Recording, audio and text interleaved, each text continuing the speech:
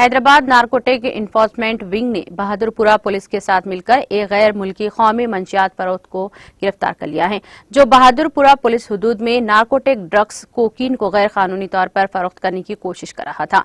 Police ने drug smuggler के कब्जे से 5 ग्राम कोकीन, एक सेलफोन, जुमला मालियती 60,000 रुपये जब्त कर लिए।